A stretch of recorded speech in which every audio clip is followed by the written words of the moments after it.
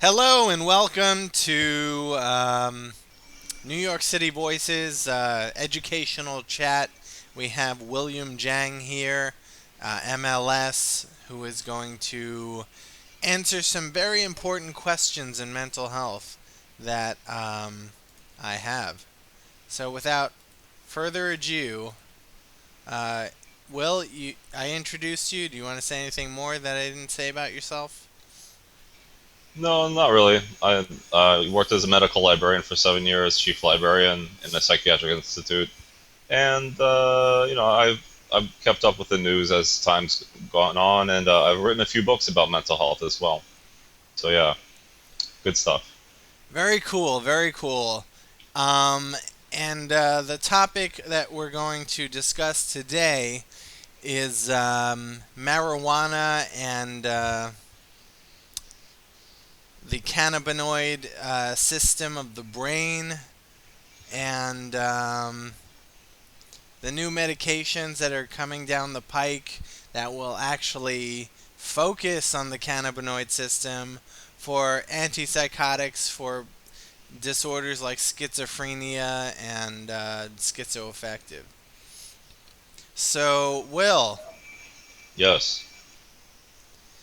what is the cannabinoid theory of schizophrenia? So basically, there are some major theories about schizophrenia. One of them is that the cannabinoid system is somehow responsible for part of that. So the major theories are the dopaminergic, serotonergic, as well as the glutaminergic theories, and basically these are all um, capped at DARP 32, which was done by Paul Greengard of the Rockefeller Institute. DARP But the 32, cannabinoid, what is that? yes, DARP 32 is a master molecule that can basically explains away all the major causes of psychosis, whether it be from like angel dust or other like possibly cocaine, things like that. So cocaine would be like dopaminergic, angel dust would be, I guess, um, probably the glutaminergic system, stuff like that.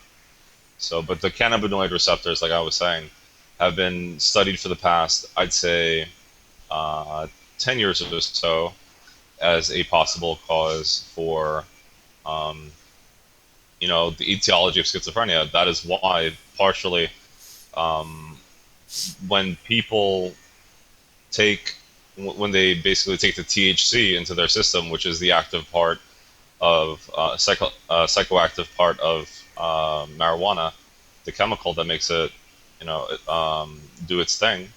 Basically, it increases the risk of psychosis by about double, usually. If the person is not genetically prone to psychosis, then there's probably not much of a problem. All right, But well, hold on a minute. yes, Hold on. You're going okay, to it. You're starting. You're preaching a different subject here. okay, I It's a little bit different. You're taking it in a direction that I wasn't really focused on. yeah, Um, sure, sure.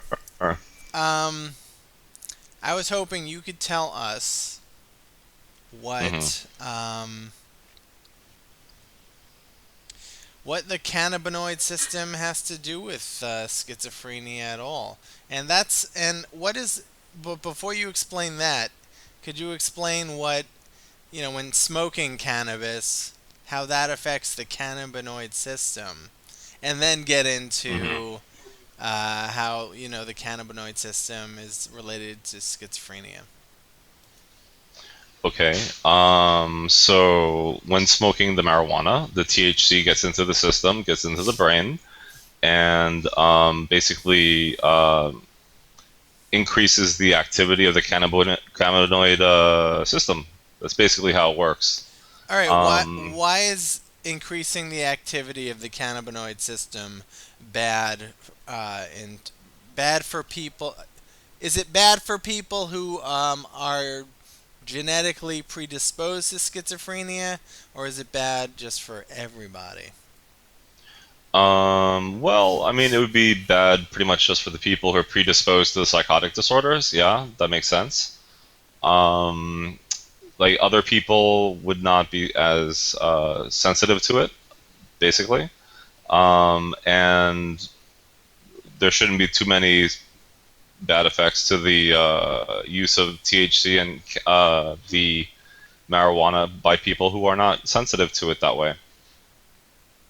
Okay. Hmm. Um, Now explain the connection between marijuana and the cannabinoid system to schizophrenia. That is a very interesting question. I can only state from the level of a medical librarian exactly what happens. To get any deeper, you would have to be a neurobiologist. Um, Just Basically, yeah. layman's terms. Layman's terms. All right, right. So about 90% of people with psychosis smoke. Okay, so that Smoke cigarettes. Smoke yes, weed. smoke cigarettes. Okay. So that's the last statistic that I saw about that. And the thing is, when 90% smoke, is there's a reason behind that. It's because the nicotinic receptors are very important also in the management of the psychotic disorders, right? So they're not only looking into the cannabinoid medicines, but they're also looking into the nicotinic uh, receptor medicines. And so the cannabinoid and the nicotinic receptor medications both are thought to have antipsychotic properties.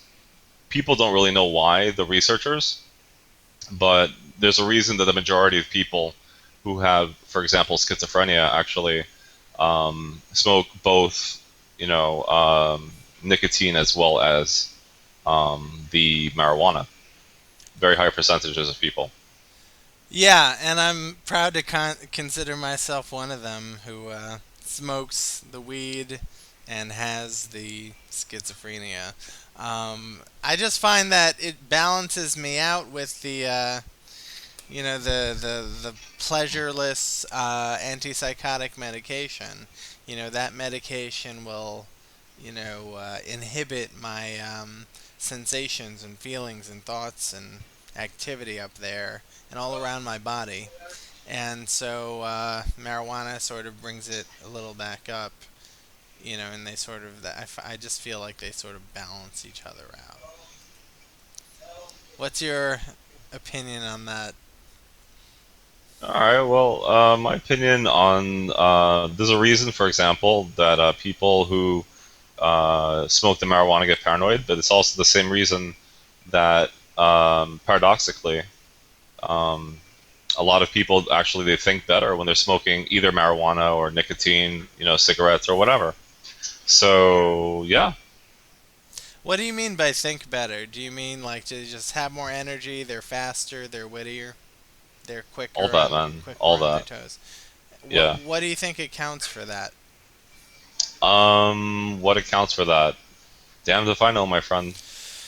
It It's lights yeah. up the brain in a different way. Yeah, well, it lights up the brain like you said with the cannabinoid system, right? THC is a cannabinoid system drug. Right. And I'd like to read a little something for our viewers who might be interested in this topic. And the thing is that, maybe we don't know what we're talking about. But you know what? That's really not the case because I'm going to back it up with a Medline article. So this is from Drug Test Analysis 2013. The title is 2013 January. Okay. So the title is Medical Use of Cannabis, Cannabinol, a New Light for Schizophrenia? Question mark. So the medical properties of cannabis have been known for many centuries. Its first documented use dates back to 2800 BC, when it was described for its hallucinogenic and pain-relieving properties. And then it goes on to say, evidence suggests an association between cannabis and schizophrenia. Schizophrenics show a higher use of marijuana as compared to the healthy population. Additionally, the use of marijuana can trigger psychotic episodes in schizophrenic patients, and this has been ascribed to THC. Um, Now, we have also evidence suggests Wait. that. Stop there. Sorry. Stop there. Yes. You're saying that evidence suggests Right. that the use of marijuana by people who are in treatment for schizophrenia increases those patients' risk, our risk, the consumer's risk Hmm. of having a psychotic episode. No, I'm not saying that. I'm saying people who have never experienced psychosis before in their lives may increase their risk of developing a lifelong psychosis if they smoke the marijuana. I see. So that's called the prodromal phase, right? When someone's at risk for developing schizophrenia, but it hasn't developed yet. Right. The prodrome is when um, somebody is showing signs and symptoms that they may fully disassociate from reality, but haven't done it yet. And if somebody is in the prodrome and then they don't smoke the marijuana usually, but like they smoke it once or twice, or maybe more times, like basically it increases the risk of psychosis by double, lifelong psychosis. But I wanted to get back to this really quick. That's interesting. Yeah. All right. Where are we? So CBD, which is one of the constituent parts of the cannabis sativa plant, has been receiving and growing attention for its antipsychotic-like properties. Evidence suggests that CBD can ameliorate positive and negative symptoms of schizophrenia. And that's basically what it is. And behavioral and neurochemical models suggest that CBD has a pharmacological profile similar to that of typical antipsychotic drugs, and a clinical trial reported that this cannabinoid is a well-tolerated alternative treatment for schizophrenia. I just wanted to bring that up from Medline. How do It's you not. think Uh, the pharmaceuticals are going to, get the government to support a drug or trials for a drug that has mhm. anything to do with the so far illegal substance of marijuana? um, yeah. So you're touching on a point about politics and science, basically. Ideally, there should be no, science should be done for science sake, but that does not happen. Um, so at this point, if you put in the search terms for schizophrenia and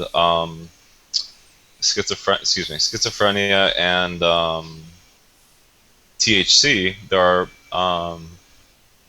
whoops, my bad. There are two studies that have been that are either completed or active and not recruiting. However, that's for THC schizophrenia.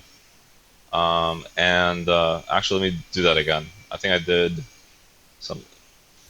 All right. That Well, sounds we low. we have about 5 minutes left. Okay. Okay, so no, I was wrong. There are 11 clinical trials that are either recruiting or active not recruiting on clinicaltrials.gov. So anybody out there who has um, interest in smoking marijuana to advance science, go to clinicaltrials.gov, man. Okay, so these I can't imagine there being any like shortage of volunteers for that. But are they really smoking it or are they just popping cannabis pills? Well, you would have to look at the individual trial for that. Oh, I see. Okay. Yeah. So is this coming to New York City anytime soon? Let me see. It's gonna take a second or two. Is it being studied in New York City? Uh, let's see. This is gonna take a little while, and we're going to state New York, right? And then the city, New York. Let's see. New York. Where are we? Oh wait, this is the country. Whoops. Let's go to United States. All right then. Wait up, wait up. Give me a second, yo. Wait up, wait up. All right, and is it coming to New York? We shall see after I do that. And nope. Not coming to New York. Not in New Okay. York at this point. Sorry, guys. All right. So,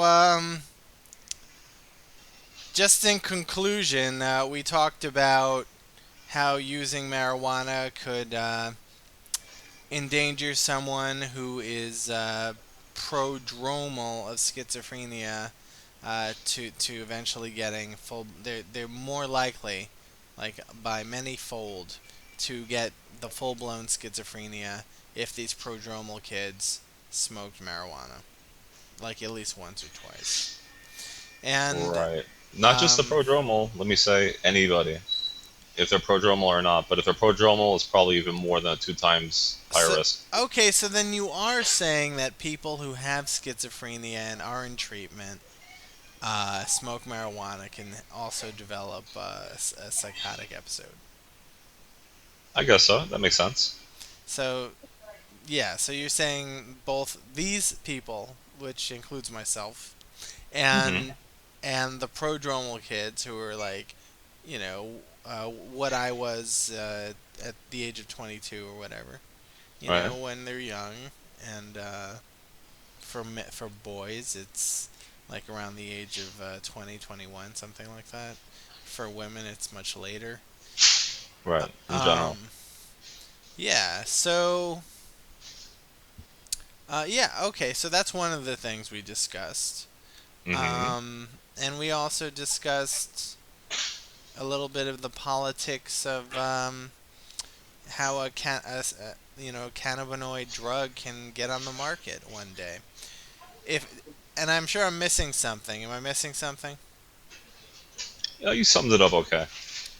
Is there like one more thing in there that I have failed to include?